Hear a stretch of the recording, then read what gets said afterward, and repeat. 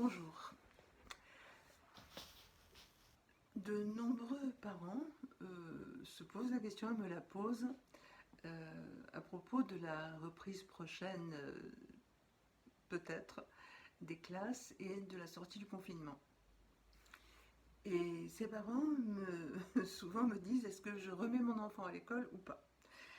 Déjà, je trouve que cette expression je remets mon enfant à l'école, c'est comme si on les mettait et comme si finalement, vous voyez, ils n'avaient pas leur mot à dire dans la chose.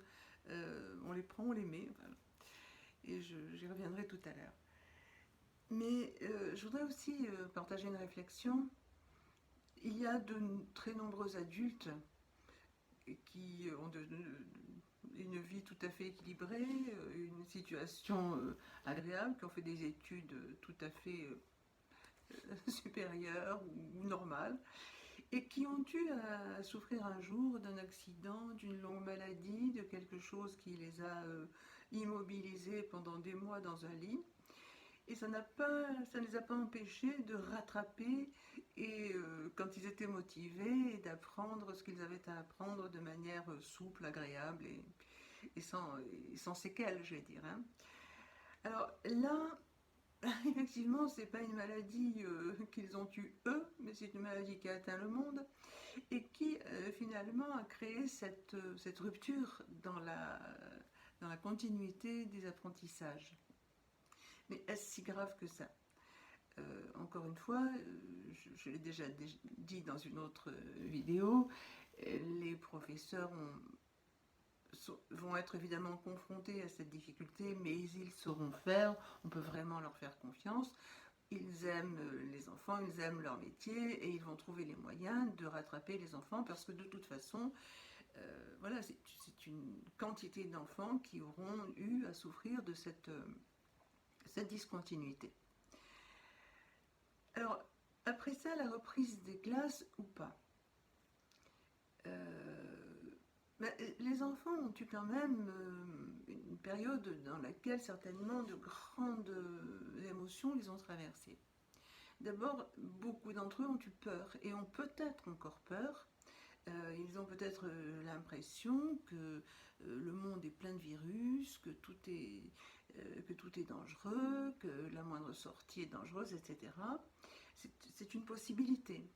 Euh, Ils peuvent penser que s'ils retournent à l'école, ils peuvent se mettre en danger eux-mêmes ou ramener à la maison des éléments qui peuvent vous mettre en danger. Donc la peur peut exister. D'autre part, ils ont peut-être eu la joie de partager avec vous des moments, de se reposer davantage aussi, mais ils ont peut-être eu aussi la fatigue. Ils vous ont supporté pendant 2 mois et ça n'a pas dû être facile pour eux tous les jours. Et donc tout ça fait que les enfants sont aujourd'hui certainement dans une situation qui n'est pas simple. Et peut-être si on réfléchissait avec eux, au lieu de réfléchir à leur place. Et on pourrait leur poser la question, comment tu vois les choses? Qu'est-ce qui est important pour toi? Est-ce que c'est facile ou pas? De façon, si vous êtes tenu, obligé par votre emploi du temps à vous, d'envisager un retour à l'école, de pouvoir en discuter avec eux et de comprendre quels sont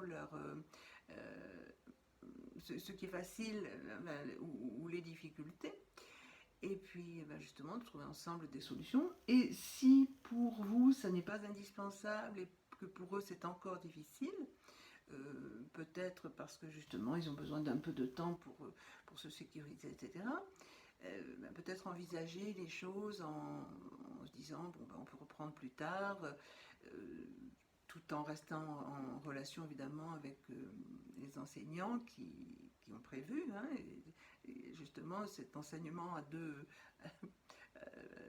pas à deux vitesses, mais à deux formes, une forme en présentiel avec les enfants qui seront là, et ils ne vont pas laisser tomber les enfants qui resteront à la maison.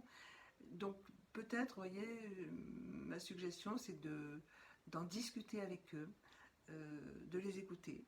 Ça ne veut pas dire de leur obéir, mais d'écouter leur point de vue et de trouver ensemble effectivement la meilleure solution, celle qui permettra que l'on reprenne tranquillement, ou que l'on reste à la maison tranquillement, parce qu'en fin de compte, c'est pas bien grave tout de suite.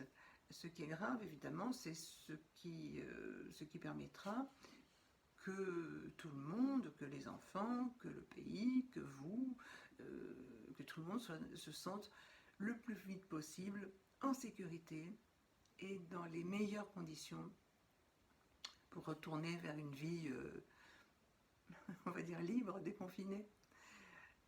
Je vous souhaite vraiment ce temps spécial le plus harmonieux possible. Au revoir.